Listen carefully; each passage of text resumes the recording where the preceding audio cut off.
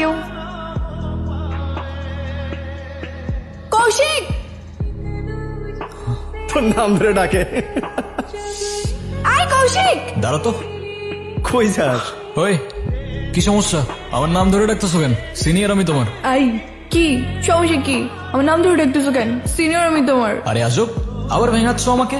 তোমার সাহস তো কম না? কি কিছু বলি না দেখি কি ভাবছো? যা ইচ্ছা তাই করবা? কি করবেন আপনি?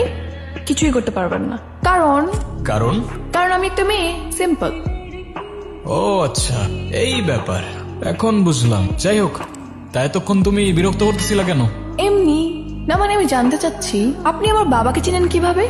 ও স্যারের কথা বলতেছো? স্যার তো আমার ফিজিক্স টিচার ছিল স্কুলে। ও আচ্ছা আচ্ছা। কি আচ্ছা আচ্ছা? একটা প্রশ্ন করি। করো। আপনার নিশ্চয়ই অনেকগুলো গার্লফ্রেন্ড, তাই না? মানে এটা আবার কেমন প্রশ্ন? না মানে আপনি তো ভার্সিটিতে অনেক বেশি পপুলার, সো আপনার অনেকগুলো গার্লফ্রেন্ড থাকতেই পারে।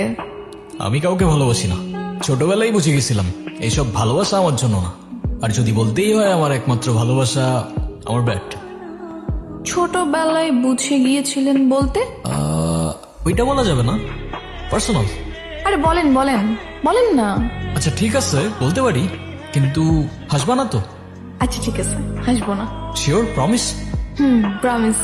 ওকে। অনেক আগের কথা, ছোটবেলায় আমি তখন ক্লাস 3-তে পড়ি।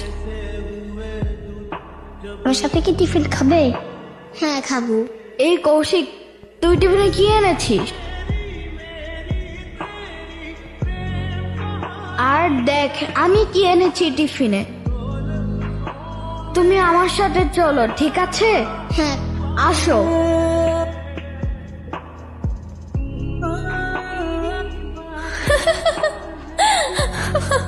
এই এই তুমি কথা দিছিলে আমাকে তুমি হাসবে না, তোমাকে বলাই আমার ঠিক হয়নি। না মানে সরি, আসলে আপনার ছোটবেলার কাহিনী এত কিউট যে না হেসে পারলাম না। হ্যাঁ, আমার কষ্টের কাহিনী তোমার কিউটি লাগবে। আমার কাছে ব্যাপারটা কত সিরিয়াস তুমি জানো?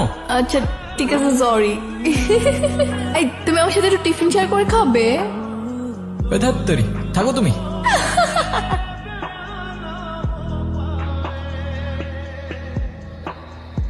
ঋতুর সাথে আমার কানেকশনটা অদ্ভুত ভাবে হয়ে যাচ্ছিল, যেন ও আমার গল্পে লিখে রাখা একটা কাছের মানুষ, কিংবা বলতে পারেন মনের মানুষ।